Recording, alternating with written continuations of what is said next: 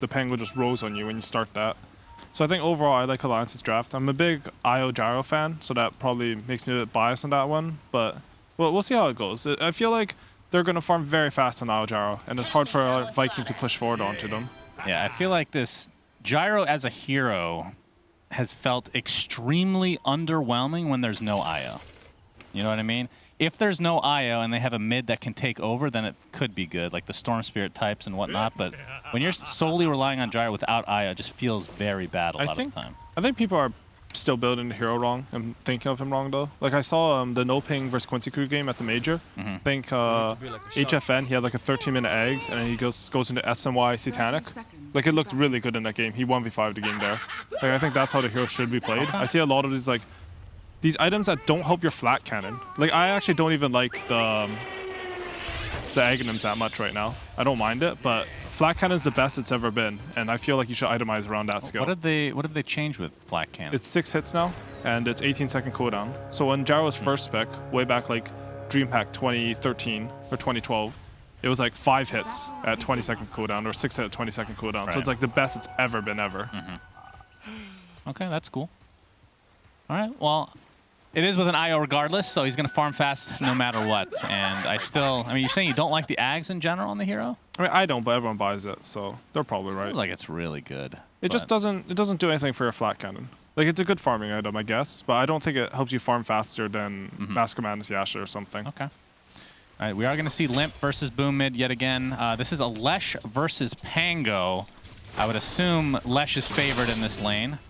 Pango not exactly the greatest laner. I can attest to that personally. Curtis, would you agree? Yeah, I think Lesh should win this lane, but Pangolier shouldn't do too bad. Like, Leshak, he doesn't dominate lanes the same way like a Lina would, right? So you'll still get some stuff on Pango, and Pango is extremely good versus Leshak in the game, just because Leshak wants to edict these towers, and Pango will just roll on you every time and kill you. Yeah, they don't really have the best heroes against Pango. I mean, the silence from Death Prophet can be annoying, but aside from that, like, roots are basically the bane of this hero's existence, which they just don't have. His Splitter is going to connect here mid. Boom did get that early level, in fact, level 1 of the Lightning Storm. Do you expect him to maybe put up more points into this because of it against the melee hero? 2 points max. You can go like 1-0-2 into 1-2-2 max edict, but I don't think you should put more than that. You want to get your tower pressure on early. See, S4 on the Timbersaw this game, Shad on the Spectre, so looking for this. I mean, how does Spectre even scale into the late game versus something like a Gyro IO, just on paper? It depends a bit on the farm of the IO. Like, the dynamic of the matchup is that if you can burst the IO, then I think you'll fare pretty well. But if you have to go into Gyro and you get healed up a lot by the IO, then Gyro will carry you. I think the other thing is, like, Gyro farms a lot faster, specifically with IO. I like how he's taking a point in flat cannon. He just constantly can use that to harass down both Aramis and Kezu. Yeah, very true. Flat cannon's like, it's such an underrated spell early. It's 3 hits, you hit for 50, so it's 150 damage on 2 heroes for 50 mana. It's such a strong ability. I mean, for the longest time, Flat Cannon and Rocket Barrage were basically the only spells that were relevant on this hero. I don't know if you remember back in the day. Yeah, for sure. You used to go 404 stats. Actually useless, the other 2 skills. But they've done a good job over time. Yeah, Homing Missile used to like start really slow and speed up. It was really bad. And it was easier to kill, I think, as well. Yeah. Yeah, that skill was literal garbage back in the day. Limp, shield crashing for the rune. Will be successful in getting it. Celery playing the Abaddon this time around, and we've seen him play this, I think it was in the first round of the tournament. Yeah, he played it twice versus Nigma. He was playing really well, just creating tons of space on this hero. He broke all of Nigma's smokes, and he did his job exactly as you would want him to play it. Yeah. And Shad's going to get a lot of CS onto this tower, as we're going to have to take a look at the CS here, or the discrepancy after these after this wave, but he's right on par for now. Gyrocopter 13-2, Spectre 14-1, so pretty much even up right now. And Kezu, or I should say Nico Baby, pressuring some more here. I mean, from Vikings' perspective with the Clockwork DP, what's your play here in this lane? Do you have any kill potential, or you might have some kill potential, but I think this lane should be hard. I think Gyro IO is just a very strong lane. If you look at Overcharge on IO, they've just given this skill everything. Ooh. In the fog, Celery with the Aphotic Shield. Gets the Curse of Avernus proc off as well, so that means FNG is going to take some heavy damage, but will live and secure the rune for Limp. I like how teams have started to just block the enemy's ancients super early on, and just their camps in general. Like you see a sentry even on the small camp of the Radiant Triangle. Just out of range too, so not gonna find it, looks like. All right, he gets a sentry in the small camp. I'm interested to see what the build's gonna be for Mr. Limp on the Pango. We've seen the Orb of Corrosion into Echo Saber build. Are you a fan? I think that one's really good. And then maybe Diffusal. I mean, Diffusal or Maelstrom, I think. Yeah. I keep saying Maelstrom. How am I supposed to say it? Strum. Maelstrom? Sorry. Yeah. I think Echo's pretty good this game. Like, you just accepted that. I could have just made that up. I think you make up most things you say and I accept it. So. Thank you. Appreciate that. Spirit siphon out by Kezu here. Well, it's just some people just have their pronunciations that they stick with. I say Abaddon, even though it's incorrect. Right? How do you say that? It's Abaddon. Well, and I can't read and I can't speak English, so I don't care. We had a conversation about Sage, but I've heard Nakes or Lifestealer in games say Songe. Songe. There's no way. There's no way that's right. I mean, as a child, didn't you ever have those words where you would read them and then you'd say them? It'd be complete. Like I used to say like epitome. For epitome? Yeah, because I've only read the word, right? Oh, I see. Like, nothing comes to mind, but probably. Yeah. Okay. As long as you can recognize your deficiencies in life, that's the first step. Yeah. Denial is always the first step. You just have to overcome. Everybody's bad at Dota. That's what you have to realize. Everyone's terrible at Dota. Yeah. Except these 10 fantastic players at the game. Please these are the only 10, though. S4? Go ahead. Nah, I got nothing. I just don't want to get tweeted at. Something to say. All right, well, S4 now has 3 levels in the reactive armor, close to finishing his arcane boots, and it's going to be pretty hard to stay in this lane. I mean, from a Spectre's perspective, what do you do at this stage once he becomes unkillable on the Timber Saw? I think you're pretty much looking to use your Haunt to make a play. The unfortunate part, though, is that Wow. Ooh, tall? Yeah, this is a level 6 on S4 now, so he doesn't have his only first, level 2. Yikes. He's going to pop the salve, but again, the Chakram already off cooldown, so First Blood goes the way of Alliance. I'm going to try to turn this around out to Shad as well. Pretty much out of mana at this point. Gets off the Spectral Dagger, gets off the Wand in turn, though, but again, just so much damage to deal with. And this is how... Oh, Rocket cancels the salve there. Nice. Okay. Little, how do you say, like... You're sad because you got completely screwed over, but you get a little thing back. Yeah, I'm sure there's a saying for that. I can't. I think normally, like in this tournament and in the major, I saw a lot of Spectres bottom lane. Yep, Rocket Barrage with the homing missile on its way, but Celery is there with the Aphotic Shield, so he's going to be fine. Yeah, I saw a lot of Spectres do fighting against Timbersaws, but this is how I think the matchup should go. Like, I think you should get kicked out, and Timbersaw should have free farm. Yeah. We've seen that a lot, of course, but S4 does live a bit on the edge here. Still has some stick charges, but yeah, with this reactive armor, should be able to cut the wave here pretty shortly. I think the big problem for Viking right now is if you look at the bottom lane. Holy crap. Yeah, the net worth is 3,000. What? It's 3,300 to 2,200. I'm pretty sure a lot of it is just Kezu has to spend a lot on consumables compared to Nico Baby because he has that IO to just give him extra resources.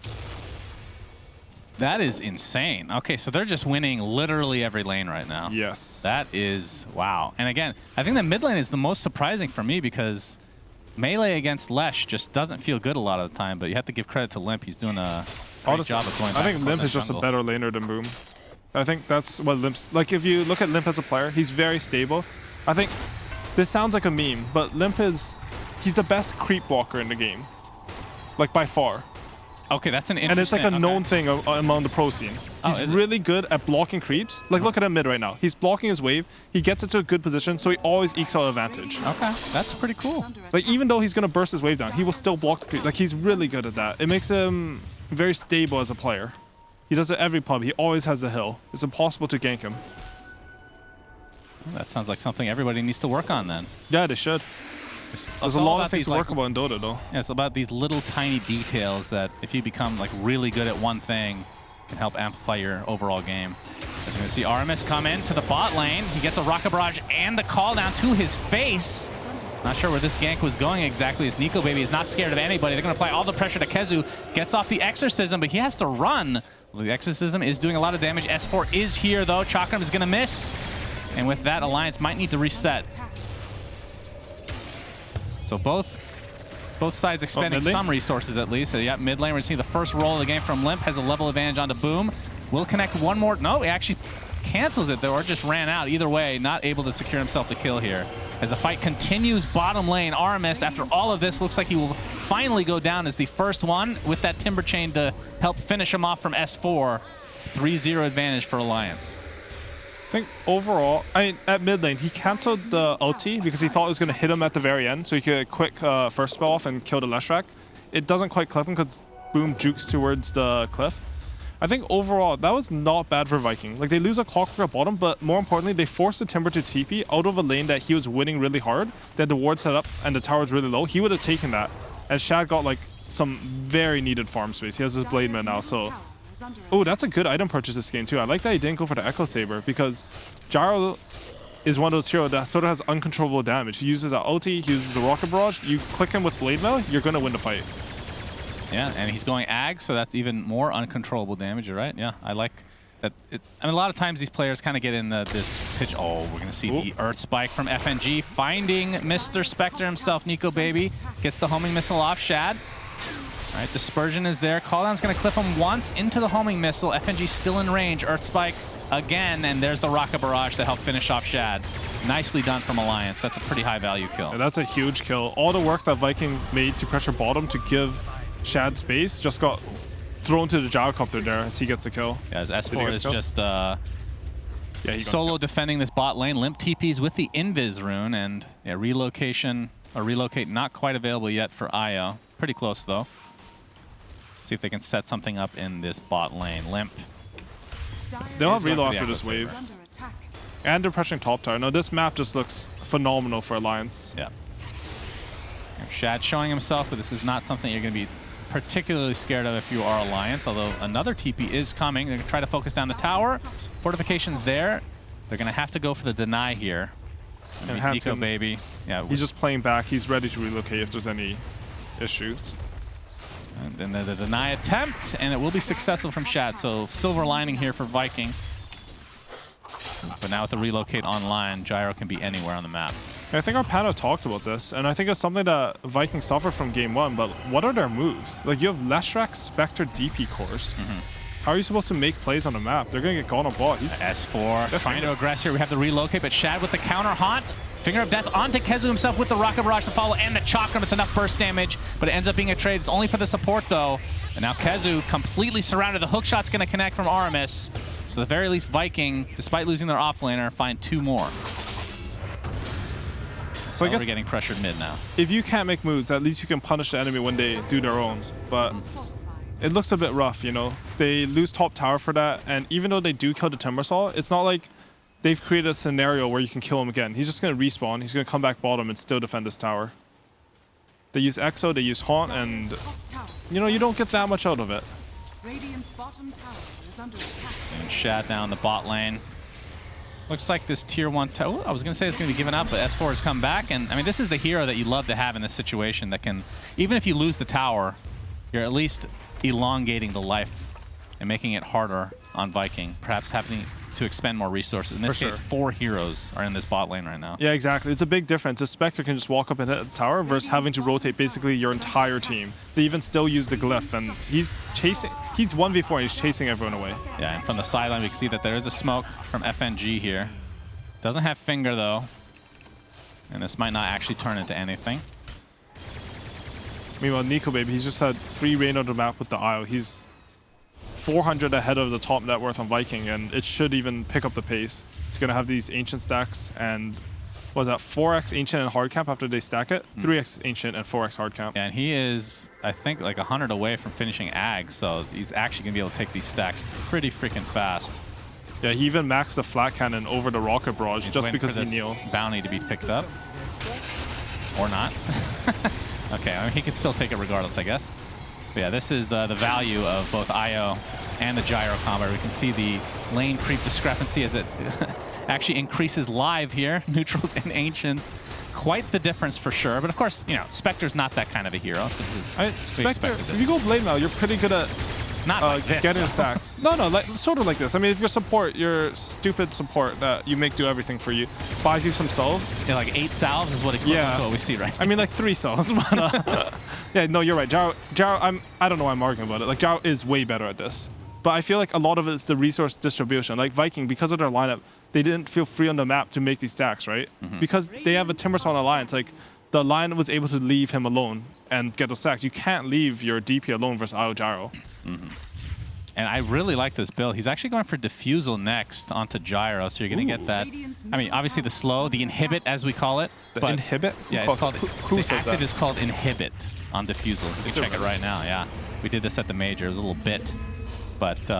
why? I don't know why. It could just be called Diffused, but it's not. Either way, the mana drain against a hero like both Abaddon and Leshrac is pretty huge against, I feel like. Honestly, even Spectre.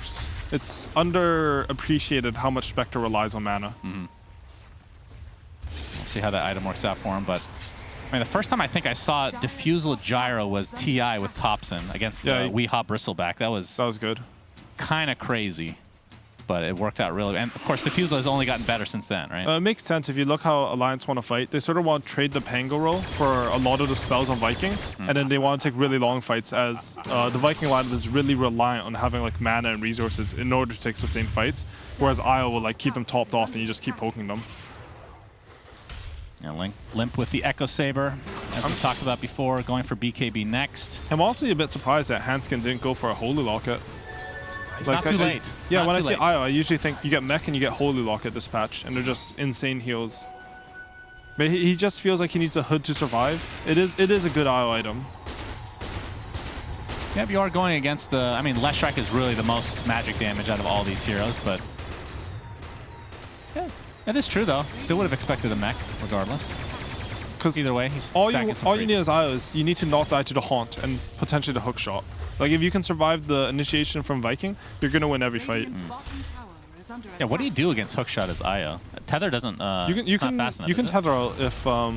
with the battery assault, it's fast enough animation? If you go to the side, so it tethers like shorter. Haunt into the mid lane, into nothing. Yeah, that was like a survive Haunt. I see. Oh, hookshot. All right, they actually want to aggress here. Chakram is there from the other side from S4.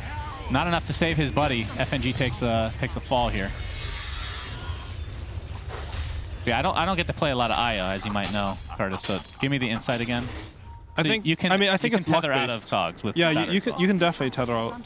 If battery assault's on, sometimes I don't know really how it works, but I know Chaos have tether out against me when I play Clockwork. I don't really play that much Io either. Fair enough. Clockwork does not seem like your kind of hero, by the way. I play a lot of Clockwork. It does not seem like your kind of hero. Oh, Shield Crash with a Chakram to follow. Not enough damage to actually take out Spectre. Boom is here. And Limp just prostrating with his ult. Man, that's so much damage from S4. The Whirling Death. Nope, no Swashbuckle this time, though. I mean, when I think of Coddle in the jungle taking all the creeps. That's what, every time I look at you, I see Coddle. No, I like heroes that allow you to run around the map, though. Are you a fan of the Shard on Clockwork? The Rocket Man? I usually play 5 Clockwork, so I don't have any items. You don't steal it from Roche second run? No, you definitely don't. You have to give it to your top 5 Shard Ursa. Ursa's in every game, that's true. All right, Diffusal already on. I feel like we were just talking about the possibility of this item, and Nico, baby. You can see this matchup. Like, maybe Spectre can outscale you, but not if you farm like this. Sometimes, like, the counter to having a counter matchup is you just have one more item to them, right? Like, you can't beat having a Butterfly in a lot of matchups.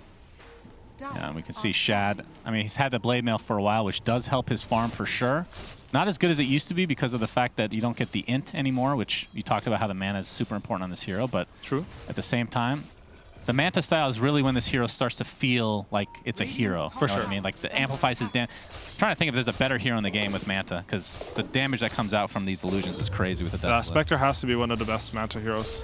All the other ones like Deuce and Luna use it to farm. Spectre's, you can farm with it, but mainly it's a fighting tool. Makes it really strong. They do have... Okay, not quite the Spear Vest on Clockwork, still 1,000 away. But I'm trying to think of, like, when do Viking want to sort of take these big engagements? I feel like I've only seen 1 or 2 hooks this game because it's hard to get these fights. I'd like to see the Clockwork play, like, set up a bit more on the sidelines. Like, I feel like if Lion's showing here, he should already be dead. Yeah, we're going to see the hook shot, but it's going to connect onto creeps, unfortunately, for Mr. Armis. But you're right. I think, if I'm not mistaken, that's the second hook shot we've seen the entire game. Yeah, I mean, there was a good one on line mid, but he's level 9. I think it's a bit... Like, team structures on the map feel off. Like, if you're playing Clockwork this game, you need to play side-lane Dota, unless you feel like you can barrel down a lane with 5.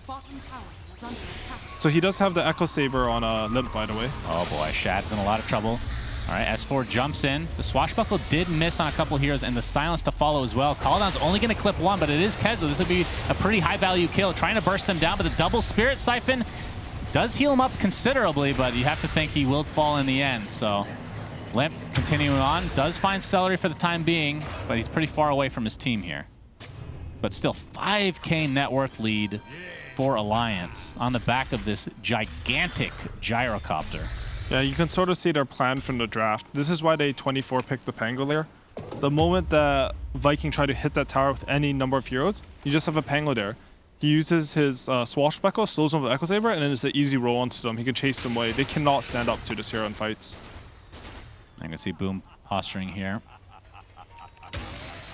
Does go for the, oh, might be caught out here as the hookshot does connect. Hanskin trying to heal up his teammate. Nico Baby getting extremely low. That actually will burst him down for Viking. It's only going to be a trade for the Clockwork, so take that any day of the week. And now S4 in quite a bit of trouble, but a nice swashbuckle, creating a little bit of extra space as S4 will be tethered up by Hanskin.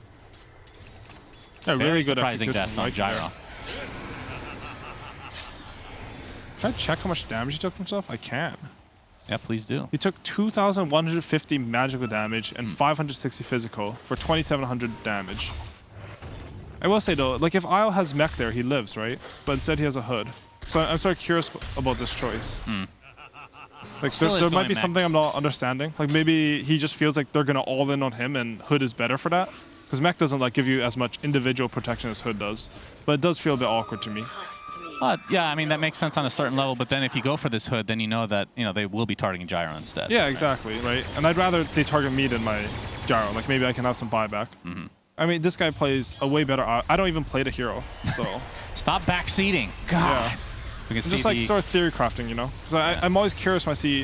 When pros do stuff that doesn't align with what I think should happen in the game, I usually think that they have a different read on me. I'm trying to, like, figure out why that is, right? Yeah, it's not about being right or wrong. It's more about perspective. Yeah, I'm never wrong, so... That's definitely true. I would never tell you that you're wrong, other than the Ursa top 5 chart. But I think it's a good way to think about Dota, though. Like, just why does someone have a different idea to me? Yeah, Viking. Smoke up. It's going to be broken to the triangle here. Armis looking for the hookshot. You can see Kezu pops his ult already. Looks like the hookshot does connect onto the gyrocopter. And the silence on a Hanskin. He's going to get the tether off. No ult, though. Not using it yet. Looks like Nico Baby's going to be fine, though. Somehow nobody has died in this engagement. Limp getting some crazy value out of this Rolling Thunder. Homing Missile also connects on top of that in a triple swashbuckle. They might have to just go for FNG instead. This is not what they wanted. They might be able to turn around here as S4 Timber chains in with the Whirling Death. Lion's going to buy back into the game now as Limp continue to right-click Kezu. Finger of Death not quite enough to take him out, and they do find S4 in the end. So it started out as kind of a weird fight, but at the very least, Viking gets some value here. But now they have to be on the run. His gyrocopter is very healthy. Homing Missile applied to Shad. You see a big call down coming down with the Rocket Barrage. And Shad, with the swashbuckle applied, will be taken out in turn. And it looks like the Abaddon will follow suit. So double kill for Nico Baby. A very slow fight to get off the ground, but Alliance will be happy with the result, I think. They go for Roshan? They should go for Roshan here. Yeah, absolutely. I think we saw a lot of value from the Echo Saber in the fight. When you swashbuckle someone, you slow them for a long time. And the other thing I want to point out is Armis, he hit a sick hook. Like, he hooked past the Isle, who's sort of trying to block so he can tether out. He hits a Gyro. He gets the cogs off, but he doesn't kill his own cog for Death Prophet. So Death Prophet isn't able to chase the Gyro down. I actually think they should have won that fight if they're a little bit better on the communication there. I'm surprised Viking are able to put up such a fight in these team fights. So maybe it changes now that Nico Bay has finished that BKB. He seems like a monster now. But they've been executing pretty well overall. Feels like everywhere he goes, there's at least a double stack. Yeah. It's insane. How many stacks has his team had? Yeah, that's a good question. All right, let's watch this here. So you can see the Clockwork. He hooks in, right? He's faking it. Yeah, nice blocking potentially here from Hanskin as well, doing his best. This is a sick Oh, hook. man. But you see DP's on the gyro, but he kills the top left cog, and the clogger has to break the bottom right so DP can run after him. Like, if he's able to chase there, you get the dagger on him. Like, I think that gyrocopter dies, and like they could win this fight. Yeah, that's a good point. I didn't see that initially. The cog block, as it were. Still 5K net worth lead for Alliance. We see the hook shot again. Will connect Limp. Okay, he's going to get off the BKB, so he's going to be just fine for now. Complete right-clicking Boom right now. It's going to be a trade for Lesh and Lion. Again, Alliance definitely on top here as BKBs are pop galore. Limp gets off the Rolling Thunder. Kezu will get connected on. And with S4 coming in with that Chakram. All right, Limp actually jumps over Celery here, but looks like they'll find the kill nonetheless. Now they're jumping with the call down coming in. Gyro taking heavy damage. Hanskin doing his best to keep him alive, but Armis in the meantime will be the first casualty in this little mini engagement here. And Shad looks to be next. Triple kill for Limp. That's 4 dead. And Kezu the lone survivor. And this now will be Roche. Yeah, almost for sure. Certainly. They force up the buyback on the Abaddon. Wow, look at the camp stack, by the way. Holy Jesus. Good Lord. Is that 10 each? Yeah, 10 each. 10 each. IO Lion. So Alliance channeling their inner team Liquid, because usually that's what you see from that team. He's stacking a lot of Cancer Juggernaut, and it shows in the net worth, right? He's 5,000 ahead of the enemy carry, and it doesn't seem to be stopping here. Dota's net worth is weird in Dota, because if you... Like, it compounds really fast.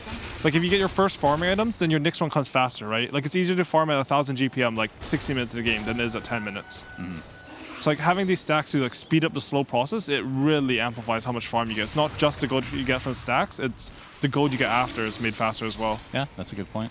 You know, especially with items like the Aghanim Scepter that you were really hating on, that helps amplify the farm, doesn't it, Curtis? Yeah, it is. It's a good item. No, I think, like, Aghanim's into Diffusal seems pretty good. I just didn't like they get Aghanim's Maelstrom, and I don't think it made much sense with Flak. No, that's fine. I think the one thing I don't like about sometimes pro player builds go in terms of, like, you know, from season to season, they kind of get in these mindsets where you're just building the same items every game. You don't really think about it anymore, right? It's kind of like... I mean, sometimes pro players are just wrong about items too, right? That's true. Like, I watched... Not too... I think Taiga's really good on edge. He started it. Oh, 1 second. Yep, hook shot, Cogs. Actually does not push him back. Limp pops the BKB, trying to shield crash out. Into the Rolling Thunder! Does have TP, will use it, and will live as a result. Man, oh man. Very close call there. And then meanwhile, Leshrak gets picked off mid. Indeed. Yeah, for example, though, Taiga, he started the Enchantress 4 trend in Dota. It's really very good edge. But one of the games, he just built a Vanguard on edge. He does it like semi-frequently. It makes no sense. Yeah. Why would you build Vanguard on range show? Just build a mech. It's better for gold. It's better. It's like it's more tanky and it's cheaper, or it's better. Did they win that game? No, they lost that game. They had 2 Vanguards and no Crimson Guards versus Drow. The game I'm talking about. Okay. Like, he's won with Vanguard before, and it has looked good, but like mathematically, it doesn't make sense. I see. Yeah, that is definitely a weird one. But at the same time, that's how new trends and innovations occur, right? Is by doing weird stuff. I mean, when I came into the pro scene, I just built mech instead of Vanguard on like Viper and Razor, and it was just way better. Like, I was worse at Dota, but I just built a better item. Were you the innovator then? Yeah. Is that what you're trying to say? No, for sure back You're then. the reason people are buying mech on Viper? Yeah, I started the mech on core trends where you disgusting. fought to finalize that. And then they upped mech on Shadow Fiend. The mana cost was up then. And yeah, they just ruined it. But mech is 100 mana now, so it's like the same thing. It's better now than it was before. Yeah, that is true. But then again, Vanguard is also a lot better now, and Heart as well. Yes. Like these items have gone kind of back and forth throughout history. I remember when Heart used to give 2% max HP per second without any damage. I don't remember that. That sounds very strong. Dota 1. Yeah. Dota 1. It was very good. In fact, it might have been higher than 2% now that I think about it. But either way, 10K net worth lead for Alliance. You can see the Gyrocopter is an entire item above everybody else. It's more than an entire item at this point. We'll be done with the Scotty very shortly. I like this pickup. They don't need that much damage because they're so far ahead. Pango, Timber, and Gyro are all like high damage heroes. So you just itemize to sort of help your backline. If Spectre's going on your Isle, you hit him with a Scotty, all of a sudden the Isle's going to live. I mean, now this Isle build looks really good, right? Like, you have the hood, you have the mech. It looks like you can't die, you can sustain. Homing miss. Oh my god, it just blow up Boom out of nowhere. And here comes the Chakram as well. Haunt was applied, but they can't really do much. They're just so far behind right now. Shad actually ends up on the bottom side of the map, choosing not to actually fully engage there. Limp just trying to create as much space as possible. Wave finally comes back to the tower, so Nico Baby and company can at least get this tower, if not more. Kezu looks to have the sights whatever. Double kill for Nico Baby.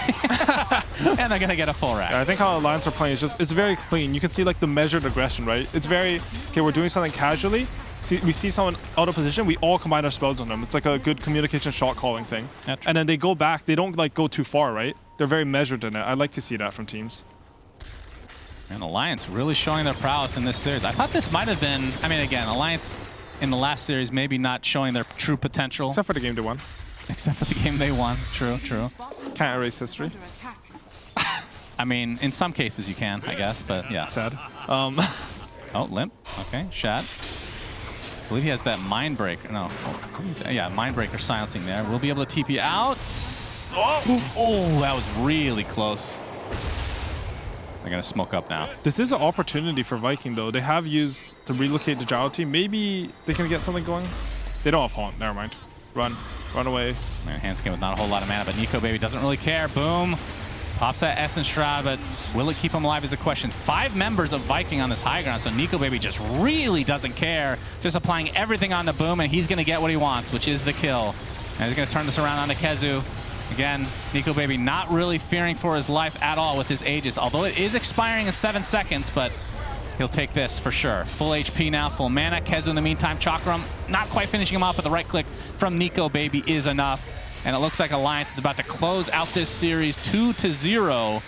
As Viking, they did win their first series in this in the upper bracket, and they look pretty good, but have now fallen, I believe, 2 series in a row after. Looks like they'll just go straight for the throne.